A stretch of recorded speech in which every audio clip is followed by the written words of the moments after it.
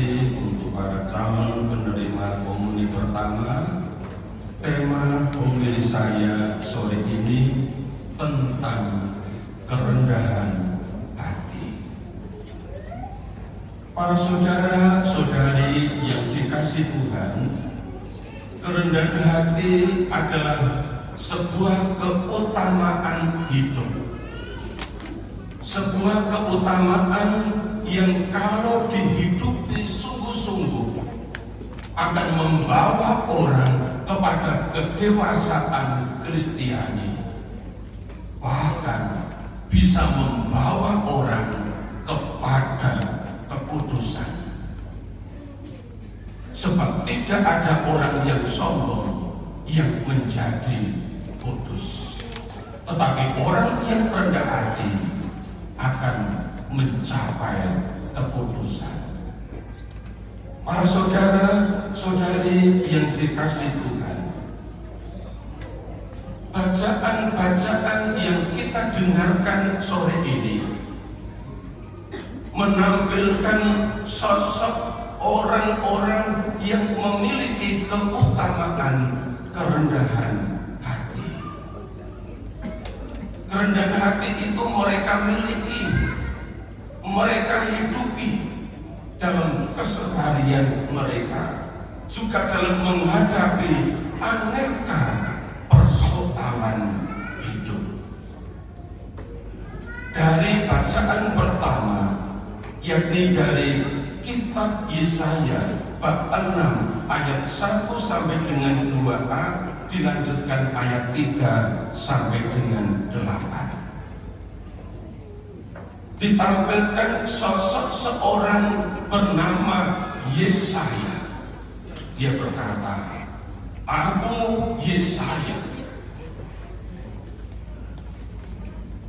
Seorang bernama Yesaya ini memiliki keutamaan kerendahan hati. Dia sadar betul bahwa dirinya adalah seorang yang berdosa. Dikatakan tadi di ayat 5, "Celakalah aku, sebab aku ini seorang yang najis bibir." Dia sadar betul bahwa bibirnya itu kotor karena kata-kata yang diucapkannya. Dosa itu seputar bibir karena kata-kata yang membuat dia najis, dan dia menyebut najis bibir. Para saudara-saudari, Yesaya adalah seorang yang rendah hati. Dia berani mengakui diri sebagai seorang yang berdosa, yang najis bibir. Tetapi lewat seorang serafim, dia menjadi yakin bahwa Allah adalah Allah yang bisa mengampuni kesalahan dan dosa, seperti yang dikatakan oleh serafim tadi di ayat berikutnya. Dia katakan, "Lihat, bara ini telah menyentuh bibirmu, maka kesalahanmu telah dihapus dan dosamu telah diampuni." Pengalaman akan Allah yang menghapus kesalahan, pengalaman akan Allah yang mengampuni dosa, inilah yang membuat dia makin hari makin bertumbuh dalam kerendahan hati yang diungkapkan dalam kerelaan untuk diutus. Maka ketika dia mendengar suara Tuhan yang berbunyi, "Siapakah yang akan kuutus, dan siapakah yang akan pergi atas namaku?" Yesaya tanpa ragu-ragu berkata, inilah aku, utuslah aku. Luar biasa saudara.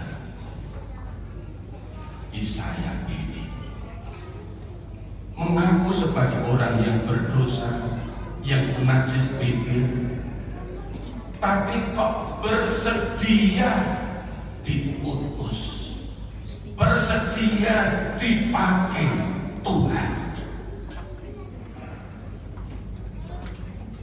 Mengherankan, tapi justru disinilah letak kerendahan hati sejati seorang bernama Yesaya. Saya renungkan ayat ini. Seandainya suara Tuhan itu berbunyi, siapakah yang mau kuutus dan siapakah yang mau pergi dan bersedia menjadi pengurus lingkungan.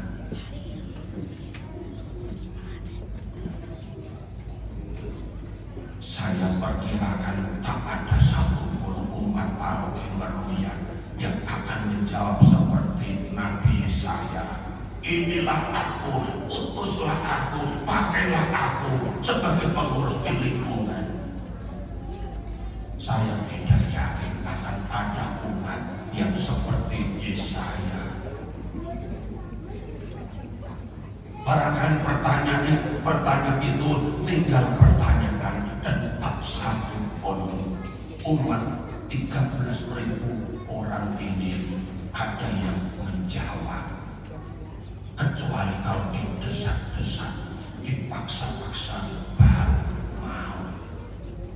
Dan kalau sudah dilantik, kerjanya pun terpaksa, sehingga tidak happy sebagai pengurus lingkungan. Maka saudara, kita perlu belajar menjadi orang yang rendah hati sejati, sadar punya kelemahan, sadar punya dosa, sadar punya kesibukan, sadar punya banyak pekerjaan. Tapi kalau Tuhan yang pilih, Tuhan yang mau pakai, tidak mau jual mahal. Inilah aku, pakailah aku Tuhan. Mumpung saya masih sehat, mumpung saya masih kuat, suatu saat saya nggak bisa buat apa-apa.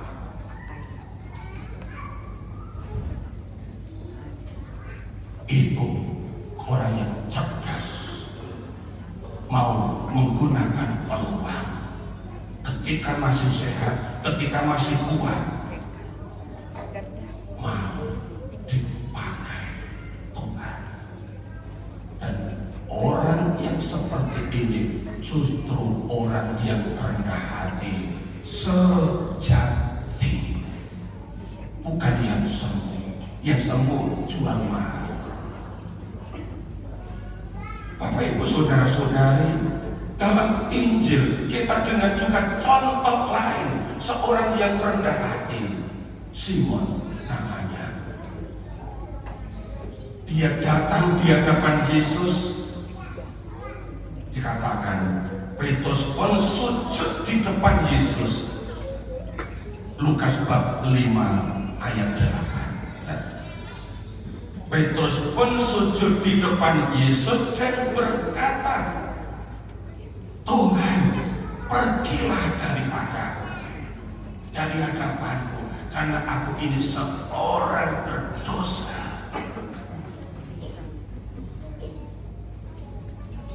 Petrus tidak menutup-nutupi diri bahwa ia orang berdosa. Dia merasa tidak layak, dia merasa tidak pantas. Tapi kalau Tuhan mau pakai, dia tidak menutup diri, dia tidak tidak membuat tawar-menawar. Disinilah kehebatan Simon. Dia rendah hati. Maka Yesus bilang apa? Jangan takut. Mulai sekarang engkau akan menjala manusia. Ya saudara, Simon mengaku diri sebagai seorang berdosa yang tidak layak, yang tidak pantas, tetapi toh direkrut oleh Yesus, dipakai oleh Yesus untuk menjadi alatnya menjala manusia. Perhatikan para saudara kata menjala. Jala adalah sebuah alat untuk menangkap ikan. Jala itu fungsinya untuk mengumpulkan ikan yang hidup di alam bebas, di dalam air. Tetapi jala itu akan mengumpulkan ikan berbagai jenis, besar, kecil, dan sebagainya masuk ke dalam jala itu. Simon diutus untuk menjala ikan, untuk mengumpulkan jiwa-jiwa, untuk menyelamatkan jiwa-jiwa. Itu yang Tuhan Yesus kehendaki dari seorang Simon yang rendah hati. Di bagian akhir dikatakan tadi, sesudah menarik perahu-perahunya ke darat, mereka pun meninggalkan segala sesuatu lalu mengikuti Yesus, membiarkan diri dibentuk oleh Yesus untuk menjadi seperti apa yang Ia kehendaki. Dan Petrus dikehendaki untuk menjala jiwa-jiwa, untuk menyelamatkan jiwa-jiwa. Bukankah para pengurus lingkungan juga diutus untuk menjala jiwa-jiwa, untuk mengumpulkan, untuk membangun jemaat hidup dalam persekutuan, berkumpul sesuatu, paling tidak sebulan sekali. Itu tugasnya pengurus lingkungan, mengumpulkan jemaat, menjala, supaya mereka hidup dalam persekutuan dan melakukan itu dengan hati seorang penjala manusia seperti Simon Petrus. Maka Petrus yang setelah sadar betul bahwa ia dipakai oleh Tuhan untuk menjala jiwa-jiwa, ia menulis surat pastoral.